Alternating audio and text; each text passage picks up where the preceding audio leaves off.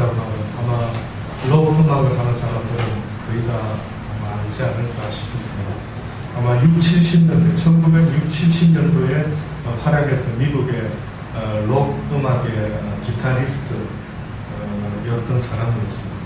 근데 그 사람의 특징은 여러분 혹시나 옛날 자료 화면에서 뭐 얼핏 한번 보신 적이 있는지 모르지만 반주하다 기타를 막 때려 부수고 뭐 하는 듯한 아주 막 광적인 아주 도대체 저 비싼 걸 왜 부수지 라고 싶을 정도의 액션을 취하면서 뭔가 관중들로 하여금 아주 흥분의 절정을 만들어내듯이 그렇게 했던 기타리스트가 있었습니다. 근데 그 사람이 어느 날 그렇게 사람들에게 박수 갈채를 받다가 갑자기 무릎을 턱 무대에서 꿇는 것입니다. 그러니 사람들이 깜짝 놀라서 저 사람이 왜 갑자기 무릎을 꿇지? 라고 했는데 뜻밖에도 그 사람이 어느 날 그의 음악 인생 마지막 때쯤 되어가지고요. 그렇게 갑자기 무릎을 탁 꿇더니만은 관중들에게 외치는 것입니다. 여기 혹시 누구 참된 평안을 아는 사람이 있으면 무대 뒤에서 만나고 싶습니다. 라는 말을 했다. 여기 누구 참된 평안을 아는 사람이 있으면 나에게 좀 가르쳐요. 어떻게 보면 음악하는 사람에게 있어서 당신의 삶의 행복 무엇입니까? 라고 하면 아마 대부분의 사람이 이 음악하는 이 순간이 나에게는 최고의 기쁨입니다. 라고 아마 말할 겁니다. 근데 여러분 아십니까? 무대에 섰다가 내려가고 나면은요, 그 무대에 서는 사람들의 공통적인 고백이 뭐냐면은요, 너무 허하다. 무대에 서 있을 때는 전혀 못 느끼겠는데, 무대에서 내려가기만 하면은 그 공허함을 어떻게 메울 길이 없어가지고요, 뜻밖에도 예술을 하고 뭐 아트를 한다라고 하는 사람들이 술에 막 어느 때는 마약에 대마초에 막 이런 데 빠지는 이유 중에 한 가지가 그들의 마음에 원했던 그 어떤 행복한 감정을 계속 유지하고 싶은데 이게 안 되는 것입니다. 저는 봤을 때 많은 사람이 행복하기를 원한다라고 할 때 그 행복이라고 말하는 게 뭐냐? 무슨 의미가 있습니까? 뭡니까? 행복이라는 것은 좋은 음식을 매일같이 먹는 거 아닐까요? 그래서 돈이 필요한 것 같습니다. 행복이 뭡니까? 좋은 옷을 매일같이 쇼핑해서 사서 입고 남들이 나를 알아줄 때 기분이 아주 좋은 거. 이게 행복 아닐까요? 돈을 많이 벌어가지고 집을 막 멋지게 지어서 화장실 2개, 3개 있는 그런 집을 지어가지고 사람들이 어머나 되게 부자시네요. 어머나 좋은 집에 사시네요. 어머나 화장실이 2개나 있는 집에 사시네요. 라고 이야기를 들을 때에 그때 기분이 좀 좋을까요? 마이크 소리를 조금만 더 줄여봐 주시겠어요? 맨 왼쪽에 있는 마이크. 좀 울리지요, 소리가. 이상하게 그냥 테스트할 땐 괜찮은데 또 이렇게 시작을 하려고 하면 꼭 마이크가 소리가 조금씩 울리는 것 같습니다.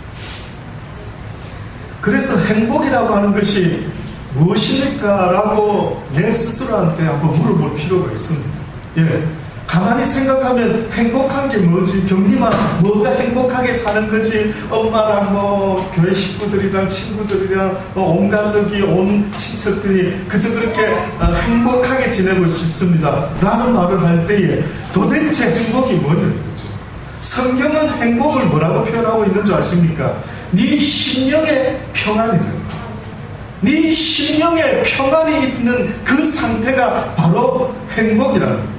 그러니 우리는 무엇인가를 많이 얻어가지고 가지고 있을 때에 행복이라는 것이 나타날 줄 알고 부지런히도 무엇인가를 소유하려고 얼마나 애를 쓰고 있는 줄 아시지요? 제가 말 안 해도 아시지요? 세상의 논리는 무엇인가를 많이 가짐으로 내가 행복해질 것은 기대하고 있지만 뜻밖에도 성경이 우리에게 말하는 것은 세상의 것으로는 만족할 수가 없다는 거예요. 오히려 세상의 것을 주려고 하지 말고 놓아라. 오히려 뜻밖의 세상의 것을 내려놓을 때 세상이 줄 수 없는 하나님이 주실 수 있는 어떠한 것이 있다라는데, 성경은 그것을 가르쳐서 세상이 줄 수 없는 나 여호와만이 줄 수 있는 평안을 내가 내게 주기를 원한다. 뜻밖의 그 평안이라고 하는 것은 세상의 환경과 여건은 변화되지 아니했지만은, 그럼에도 불구하고 세상의 모든 환경과 여건이 전혀 내가 원하는 뜻대로 되지는 않았을지라도요, 너무나 뜻밖에도 환경에 상관이 없이 내 심령 속에 두려워하지 않고 겁내하지 않고 떨려하지 않고 궁극적으로 죽음 앞에서도 담대한 마음을 가질 수 있는 이 마음의 상태, 이것을 가르쳐서 성경은 행복이라고 합니다. 아멘. 저는 행복한 사람이 어떤 사람이냐라고 했을 때, 무엇을 하든지 마음속에 평안을 가지고 있는 사람, 늘 표정이 부드럽고 늘 표정이 온유하고 무슨 일이 벌어져도 겁내지 아니하고, 어떤 사람이 평화를 이야기하고 행복을 이야기하다가 대부분 사람들이 죽음 앞에 섰을 때는 아주 다양한 모습을 보이는 경우가 많다고 합니다. 특별히 죽음을 앞둔 환자를 본 의사 선생님이 책을 냈는데, 그 의사 선생님의 책에 제가 보니까 딱 두 가지 결론을 내놨더라고요. 죽기 직전에 소리 지르는 사람과 뜻밖에도 죽기 직전에 평안한 미소를 지으면서 그 임종을 맞이하는 이 두 사람이 있는 거죠. 왜 그럴까? 왜 어떤 사람은 세상에 사는 동안에 많은 것을 소유했다라고 자기는 행복한 인생이라고 그렇게 생각했는데, 뜻밖에도 죽음 앞에 섰을 때에 그렇게 소리를 지르는 이유가 과연 무엇일까? 정말 그 사람은 행복한 사람이었을까? 오늘 성경은 우리에게 분명히 말합니다. 너희가 이 땅에서 나 예수 그리스도를 통하여 구원받지 못하면 너희에게는 행복이란 있을 수가 없다. 과연 행복을 원하는데 되지 않는 이유가 뭡니까? 라고 할 때에 성경은 딱 한마디로 말하죠. 뭔 줄 아십니까? 너희들의 죄 때문에. 죄. 꼭 컴퓨터 바이러스하고 똑같습니다. 컴퓨터가 바이러스를 딱 먹어버리면 작동이 되는가요? 안 되죠. 이거는 치료를 해야 됩니다. 안철수 시끄러운 쓰든지 뭔가를 써가지고 컴퓨터에 바이러스를 먹은 것을 치료를 해야 됩니다.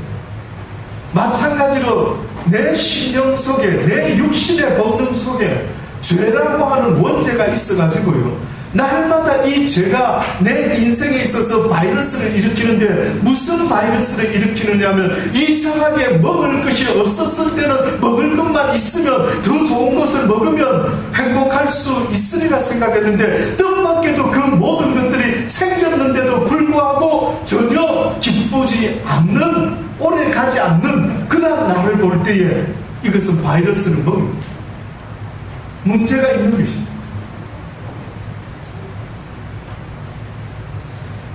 그 바이러스 먹은 사람의 상태를 오늘 바울은 로마서 3장 본문을 통해서 뭐라고 이야기하느냐면, 그러면 어떠하뇨? 우리는 나으냐? 결코 그럴 수 없다. 유대인이나 헬라인이나 우리 모두 육을 가지고 있는 사람들은 다 죄 아래 있다고 우리가 이미 하나님의 말씀을 통하여 깨달음을 받은 우리가 선언한 바가 있지 않느냐? 선언했답니다. 선포를 했답니다. 이것은 믿거나 말거나 모든 육신을 가진 인간들은 죄 아래 있다라고 성경이 우리에게 진리를 선포해 주십니다. 어느 인생 할 것 없답니다. 그러니 여러분 속지 마십시오. 아무리 돈이 많은 사람이 행복해 보입니까? 아무리 권세가 있는 사람이 행복해 보이고, 좋은 차를 타면 행복해 보이고, 좋은 음식을 먹으면 행복해 보이는 것 같아 보이지만, 그 사람의 입에서 무슨 이야기가 나올지라도 그것은 행복이라면 그건 거짓말인 거지. 당신이 돈 때문에 행복하십니까? 예, 나 돈이 너무 많아서 행복해요. 과연 그렇게 말하는 사람이 있으면 그건 거짓말쟁입니다. 건강하시네요. 나는 건강이 좀 약한데 건강하시니까 행복하시죠? 했을 때 예, 내가 건강하기 때문에 굉장히 제가 행복합니다 라고 말하는 사람이 있으면요, 여러분, 저도 그전에는 그 사람이 진짜인 줄 알았어요. 근데 그거 말은요, 거짓말인 거죠. 그래서 그 누구도 어떤 이유 불문하고 죄 아래에서 세상의 그 어떤 것으로도 행복할 수 없다라는 것을 주의 종들이 이미 선언을 했다.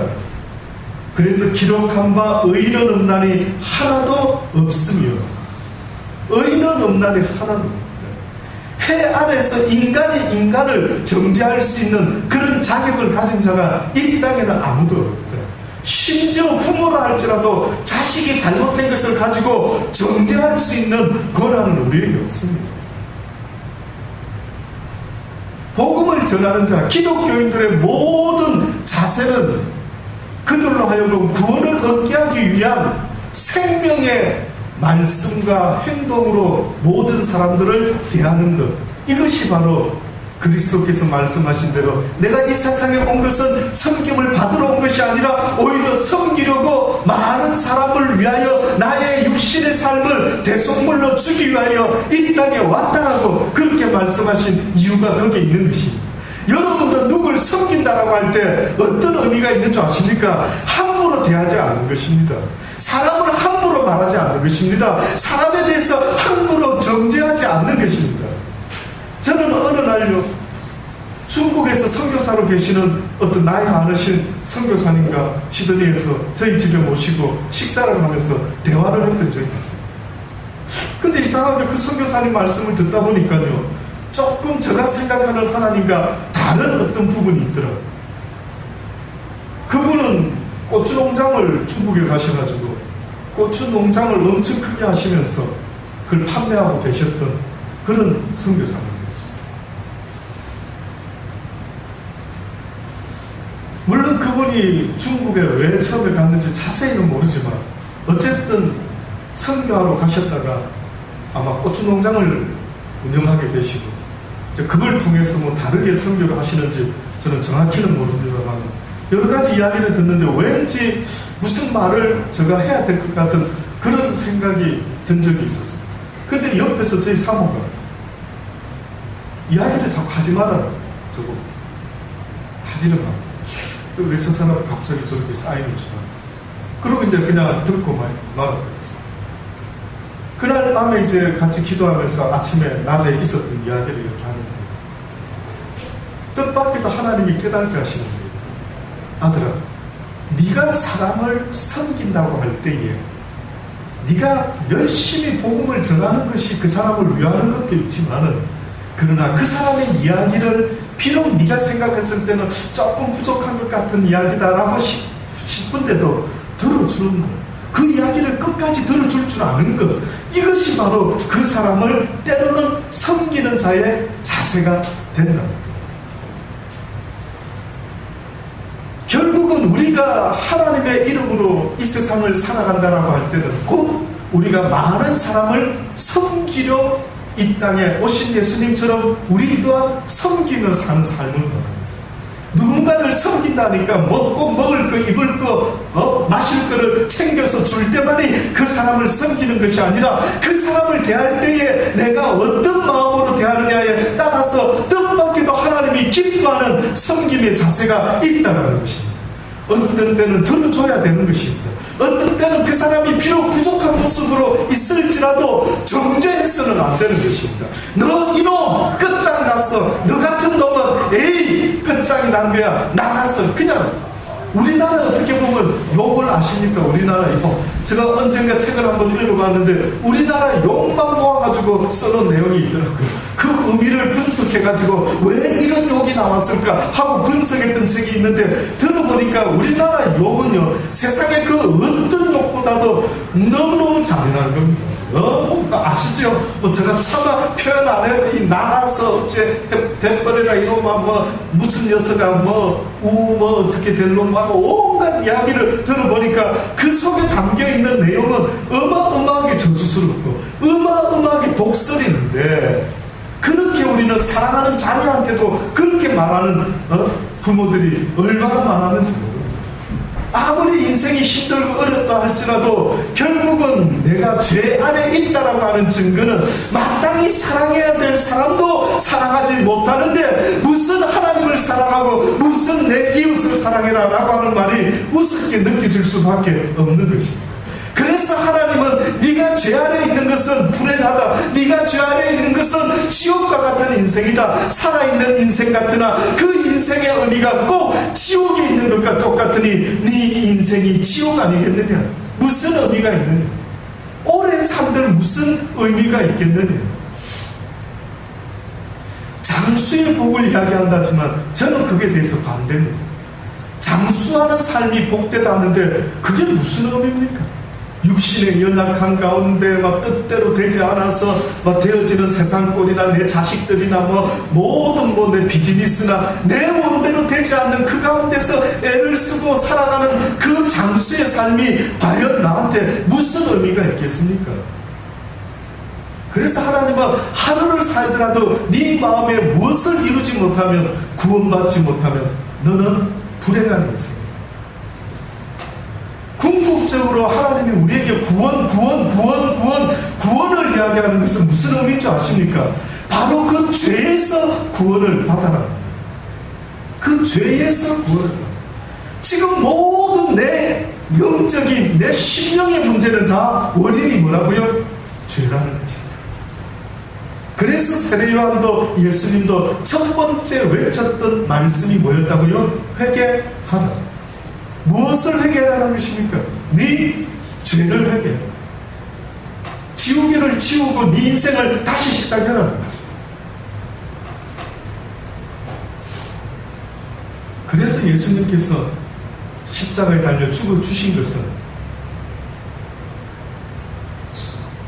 그 죄 가운데 허덕이는 죄인을 위하여 십자가에 달려 죽어주셨다라고 성경이 말씀을 하고 있는 거죠. 의인이 없나니 하나도 없다라고 하면서요, 깨닫는 자도 없고 하나님을 찾는 자도 없고 다 치우쳐서 한 가지로 무익하게 되고 선을 행하는 자가 없나니 하나도 없도다. 의인과 선을 행하는 자를 똑같이 이야기를 하고 있습니다. 의인이 뭔 줄 아십니까?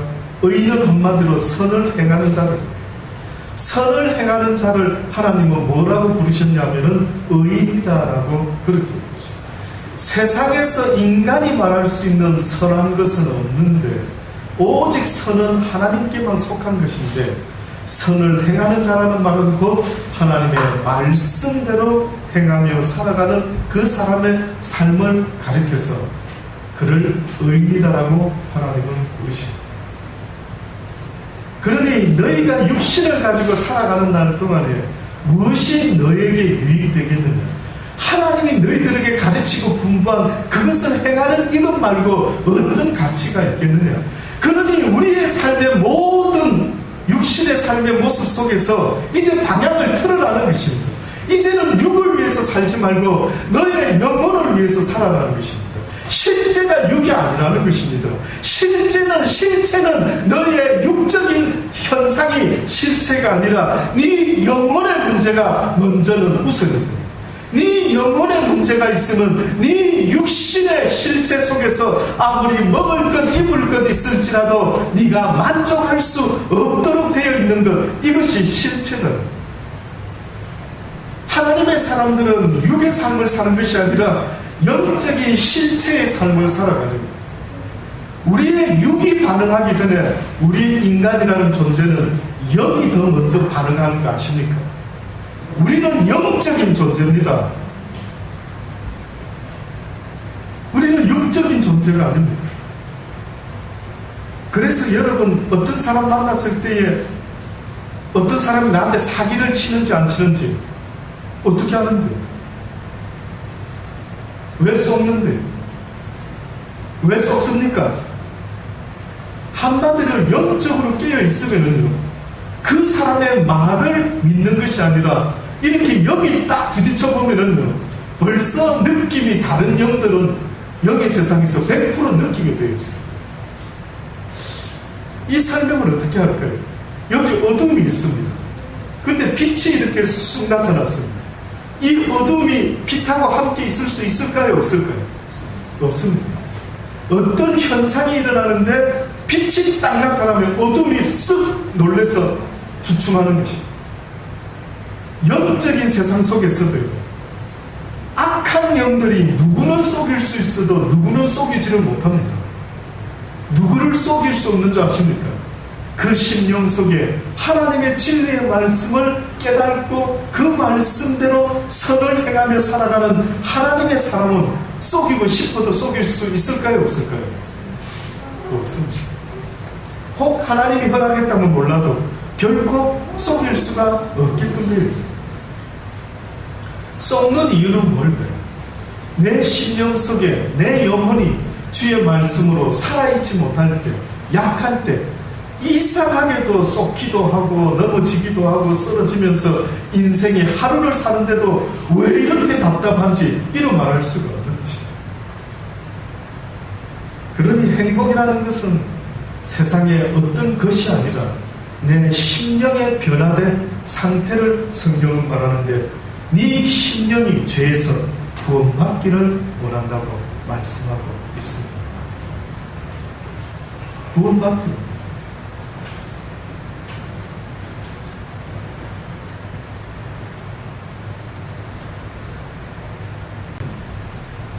중풍병자의 이야기가 나옵니다. 어느 날 예수님께서 어느 집에서 말씀을 전하고 계시는데 갑자기 유대인 지붕을 이렇게 우리나라처럼 뭐 벽돌로 되고 뭐 이런 기와로 되고 그러지는 않을 것 같습니다.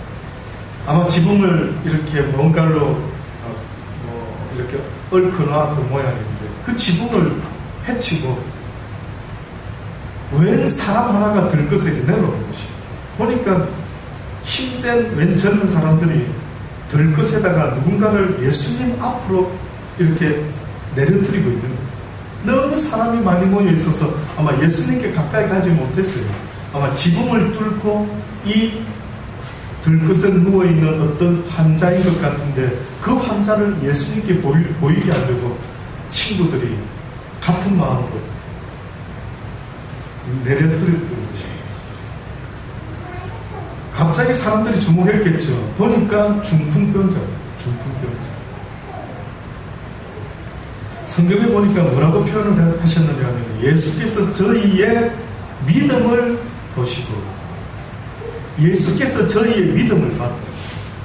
그 말은 무슨 말이냐면 그 중풍병자가요, 비록 육신의 병은 있었지만은 육신의 병을 낫기를 간절히 원했지만은 그러나 그 사람이 다른 데 찾아가지 아니하고 예수 그리스도 하나님의 아들은 무엇이든지 능치 못함이 없으신 분이다 라고 하는 믿음을 가지고 예수님 앞에 나가기를 원했던 거예요. 성경에 보면은 예수님이 많은 병자를 낫게 하지만은 그 낫게 하는 것은 어떻게 보면은 그의 육신을 낫기를 원했던 것이 아니라 하나님의 뜻은 그들의 심령의 변화, 심령의 병을 고치기를 원하는 그림자와 같은 뜻이 있었던 것입니다. 대부분 예수님이 기쁘시게 어떠한 병든 자를 낫게 하셨을 때는 대부분 뭐라고 말씀하는 줄 아십니까? 네 믿음대로 될지, 네 믿음대로 될지.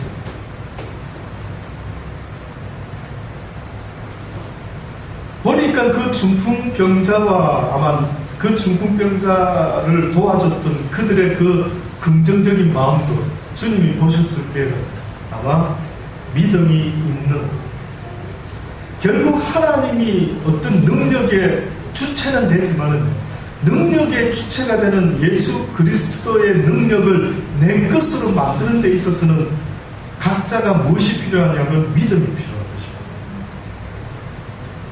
그러니 때로는 하나님이 강권적으로 역사할 때도 있지만 문제는 네가 내 능력을 얻기를 원하느냐, 네가 내 능력을 통하여 능치 못함이 없기를 원하느냐, 병 낫기를 원하느냐 라고 할 때에 네 마음속에 믿음만 있다면 내 능력이 곧 네 것이 될 수가 있는 거예요. 오히려 너에게 믿음 없는 그것이 안타깝다라고 늘 말씀하시죠. 이 중풍병자를 보니까 믿음이 있는 것입니다. 그래서 예수님이 사람들이 그렇게 모여 있는데도 불구하고 중풍병자에게 말씀하시기를 소자야 안심하라 내 죄 사함을 받았느니라. 뜻밖에도 믿음의 결국 곧 죄 사함을 받았다라고 성경이 말하지 않습니다. 믿음의 결국은 죄 사함을 먼저 받는 것입니다. 많은 사람들이 믿음의 결국이 뭡니까 할 때 믿고 구한 거 뭐 받은 줄로 알라 할 때 뭐 세상의 물질을 구하고 권세를 구하고 육신의 병낫기를 구하고 많은 것들을 구하고 있지만은 궁극적으로 성경이 우리에게 믿음 이야기를 하는 것은 믿음의 결국은 무엇을 얻기 위함이라고요? 죄 사함을 얻기 위함. 죄 사함입니다. 이것이 별게 아니라는 게 아니라고요. 여러분, 죄 사함을 받는다는 것은 얼마나 놀라운 일인지 아십니까? 컴퓨터가 바이러스를 먹었는데 안철수 거를 쓰든지 뭘 써가지고 그 바이러스가 싹 없어졌어요. 그러고 나서 컴퓨터를 다시 켜가지고 써보니까 태진아 기분이 어떻든가? 게임을 하고 싶은데 이거 게임을 너무 하다 보니까 바이러스가 먹어가지고 이거 짜증나서 얼마 전에 고쳤다면서 한 3만 원인가 들어가지고 네. 그 기분 알겠네. 이거 컴퓨터 해야 되는데, 이 게임 해야 되는데, 이거 왜 또 바이러스 먹었지? 짜증나. 예. 쓸 때 바이러스 먹지 않도록 잘 관리하면서 썼어야죠. 그래서 제가 한번 가서 고쳐주지 않았겠습니까? 그랬더니만 또 오래 못 하고 또 고장이 났던 모양. 예. 바이러스만 먹으면은 희한하게도 얼마 되지 않는 컴퓨터라 할지라도 어떻게 됩니까? 이게 뭔가가 편하지 않는 거예요. 뭔가요? 저는 여러분에게 혹시 평안을 맛보신 적이 있으신가요? 순간적으로 갑자기 맛있는 거 생겼을 때 먹을 때 그 기쁨 말고요. 그거 말고요. 이거 어떻게 표현하죠? 언제나 기쁩니까? 그리고 우리 아이들은 피자 먹을 때요. 통닭 먹을 때 엄마가 아빠가 용돈을 푸짐하게 줄 때 그때 막 너무 기쁨을 느낍니다. 그런 거 말고요. 혹시 그런 거 말고 하나님의 말씀을 읽다가 이게 인생이 이런 거구나 하고 무릎을 다 치면서 하는 순간에 나도 모르게 내 마음에 걱정과 근심과 미래에 대한 좀 걱정, 근심 뭐 먹고 살지라고 했다가 주의 진리의 말씀을 듣는 순간에 하고 아무것도 변화는 없는데 내 마음에 그 어떤 변화되는 느낌, 이상한 느낌, 이상한 평안, 이때까지 먹을 거 입을 걸 통해서 느껴보지 못했던 내 영혼의 어떠한 평안함, 안연함, 감사함, 왠지 남을 돌아볼 수 있을 것 같은 그 좀 넉넉함, 그런 어떤 마음을 맛보신 적이 있느냐? 설명하기가 제가 이 언어가 입술이 둔하여 이렇게밖에 설명을 못합니다. 그런 걸 맛본 적이 있느냐? 그래서 믿음의 결국은 바로 죄 사함을 먼저는 얻는 것인데, 그 믿음을 보시고 주님께서 죄 사함을 받았느니라 라고 했더니만 거기 있는 서기관들이 마음속으로 무슨 생각을 하냐, 아니 이 예수라는 자가 누구길래 이런 참담한 말을 하느냐, 도대체 이가 무엇인데 사람의 죄를 산다라는 말을 함부로 말할 수 있는 거예요. 그때 예수님께서 그 생각을 아시고 가라사대 너희가 어찌하여 마음에 악한 생각을 하느냐, 어찌하여 부정적인 생각을 하느냐, 어찌하여 하나님의 아들인 나에 대해서 부정적으로 생각하느냐, 내 죄사함을 받았느니라 하는 말과 일어나 걸어가라 하는 말이 어느 것이 쉽겠느냐라고 예수님이 질문을 던졌습니다. 어느 것이 쉽겠느냐? 죄사함을 받아라는 말이 쉽겠느냐, 육신의 병을 내가 고쳤으니 이제 믿고 일어나 걸어가라 라고 하는 이것이 쉽겠느냐? 어떤 게 쉽겠습니까? 여러분 생각하세요. 1번 죄 사함을 받았느니라. 2번 네 들 것을 들고 일어나 나가라. 3번 모르겠다. 몇 번인 것 같습니다. 1번이라고 생각되십니다. 1번인 것 같아요.